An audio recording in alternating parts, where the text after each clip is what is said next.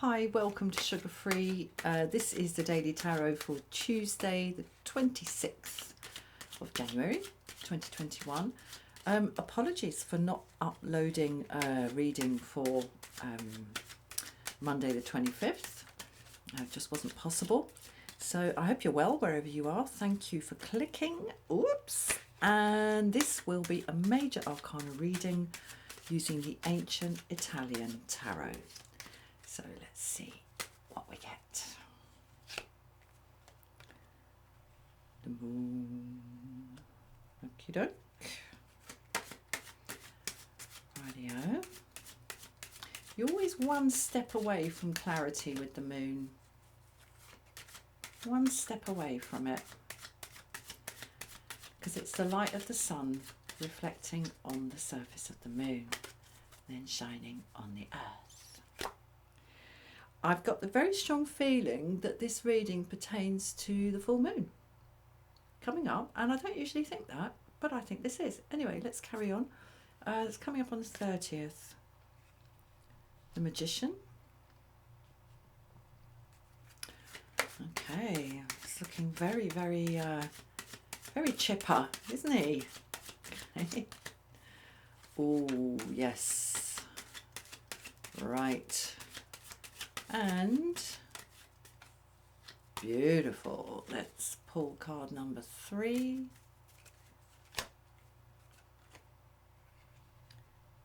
The Devil. Okay. All right. I think this is about the period between now and the full moon. We've got a push and a pull. We've got a kind of tugging. And I've got a card, the card I've got in mind, that I can't see at the moment, that we haven't had for ages actually, is the Chariot. Because the Magician here, looking so sort of clear and so assertive and so unambiguous, flanked by the moon with its borrowed light and its kind of cloudy, unclear, somewhat murky light, and on the other side the devil with all his kind of deep, dark, gutsy kind of stuff that you can't really see but that is always like tugging at you, and the sort of subconscious contradiction between feeling tied down but quite liking it, and those addictive kind of emotional patterns and psychological patterns that we find so hard to shift because we find them so hard to identify.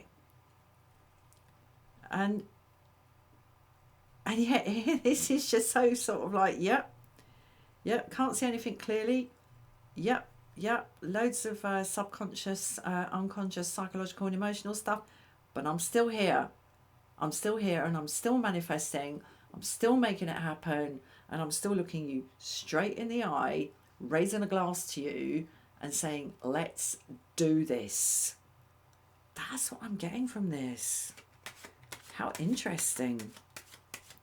And I mean, the moon and the devil are very, very powerful cards. I mean, this is a major arcana, so they're all powerful cards. But I just feel like this magician in between them is just like, yeah, whatever. Yeah, your deep-rooted psychological lack of clarity. I don't care. I'm going to make something. Let's go. Woohoo. That's one game. Right, let's put another one. Whoa, yes. The Fool in the upright. How lovely. Something completely fresh. Wow, I think this full moon is going to herald something. And again, look at this. I want to look, sorry, at the direction of sight, the eye contact here. Look at this devil. Look, he's looking somewhere else. He's not looking at us. And he's really looking. He's looking away from the camera, if you like. He can't look us straight in the eye. That kind of demon thing there is looking us straight in the eye, but the devil himself can't. And it's almost like I don't know. I've got something in my mind about vampires and mirrors and stuff. It's like what would happen to him if he looked us straight in the eye? Well, he'd lose some power. It's only by sort of looking the other way that there's any power in this. And that's the nature of those deep-rooted, kind of hidden deals we make with ourselves. That's what the devil's about, really. They only hold if you don't look at them. As soon as you look at them and see them for what they are, they dissolve. His power lies in not looking. And the moon as well. It's all sort of off to one side and it's not straight on. And, you know, the sun is the straight on energy. But the moon, it's all sort of at one remove. And like I say, all a bit murky and everything. Okay, but look. Look at that. Straight in the eye. It's like, yeah, I see ya. See ya. Wouldn't want to be ya. Okay. And ditto, the magician. Here I am. I do. I make. I can. What you gonna do about it? Wonderful. So I think we're coming up for some sort of, I don't know, I just get the feeling of clouds parting, a bit like we see here in the moon card, but it's bigger than that. It's bigger than that. Coming up for this full moon. Right, let's get another one. We've got card 0 and card 1. Wunderbar.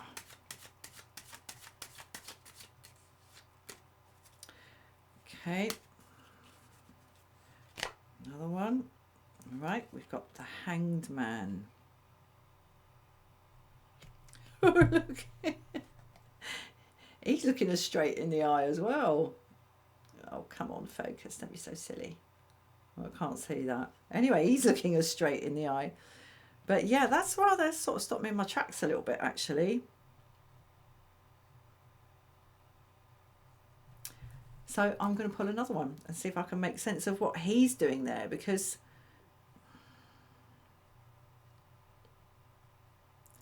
that's, I don't know, maybe he's there on the kind of on the side of the moon, not the side as in what side are you on, but with the energy of kind of the moon and the devil. Because the hanged man is literally sort of hung up. He's like hung up the tree, looking at things from a different angle. But it's not dynamic. It's not a dynamic shift of focus. It's a very quiet, very still. It's sort of 4 of Swords, 4 of Cups, 4 of Pentacles. It's a kind of 4 card. Hold on, I'm going to have another shuffle. So yeah, there's a lot of looking going on here. Maybe that's what this reading is about. I see you. Okay. Right. We've got the Hierophant in the reverse. Let's just move these down a little bit. Okay, yeah. all right, yeah. This is about the juxtaposition of looking something in the eye and looking the other way. Because what I'm interested in this Hierophant in the reverse is not the Hierophant himself. It's this person down here. So I'm going to show you. I've always found this person fascinating. Look at that. Everybody else is sort of crowded around the Hierophant, who's kind of looking at everybody, so not really looking at anybody. There's this kind of global view, global regard of the Hierophant, because he's dealing with the collective aspect of moral and spiritual law. And they're all like crowded around him, except for, this person who's looking the other way. What is he looking at? What is matey looking at? Yeah, okay. So this reading is about the juxtaposition of looking things straight in the eye or kind of averting your glance a bit. And I have to say, the strong energy is direct vision in the Fool and the Magician. But there's... all right then. There's a temptation, if you like, and that's in the Devil as well. There's a temptation to not look something full square in the face, and to sort of cloud or make, you can make your eyes go out of focus and kind of look through something, look past something, look away from something, because sometimes the cost to us of looking something straight in the face and seeing it for what it is. Sometimes we have to ask ourselves, if I had the courage to really look at this, what would I see? And the very posing of that question by ourselves to ourselves means that there's something amiss, there's something awry, that if we don't look at it, we're going to remain in this kind of cloudy, pinned down, hung up, equivocal, like generalized view of things.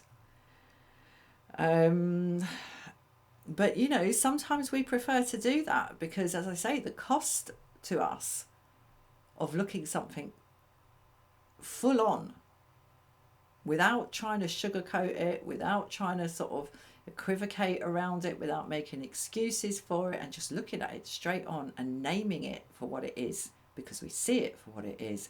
Sometimes when we do that, we have to change. Basically, we have to change.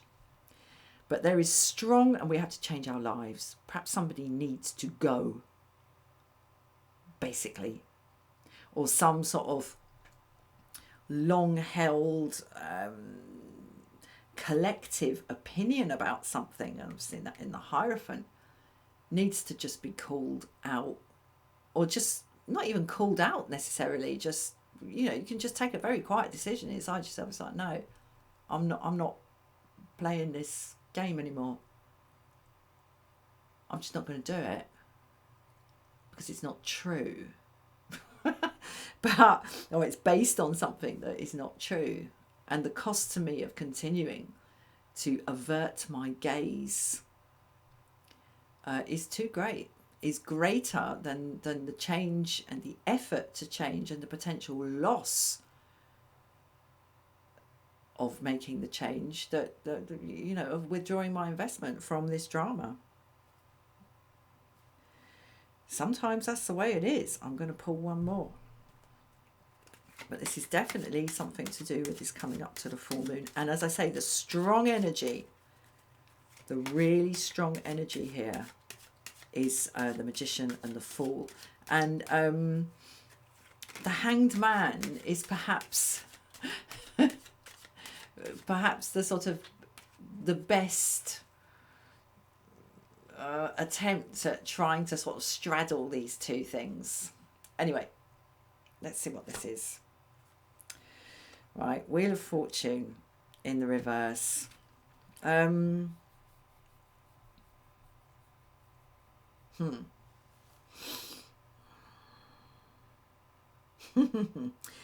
well, look, there's a fear here of losing out. And I'll tell you what my eye is being drawn to today, because there's just so much to see in these cards.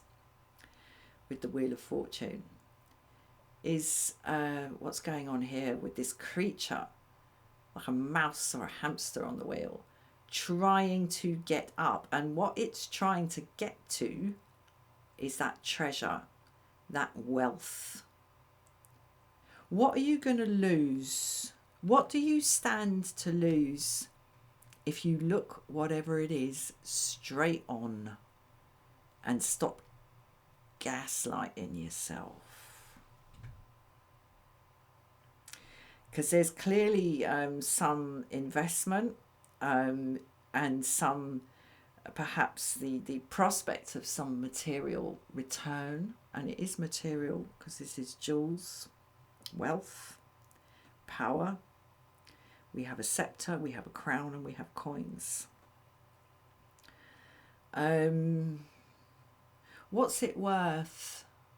You know, what is all that worth if in order to get it, you have to basically walk around with your eyes half shut? What's it worth? And that biblical quote is coming to my mind. What is it again? What does it profit a man to gain the whole world and lose his soul? So that's what looks like the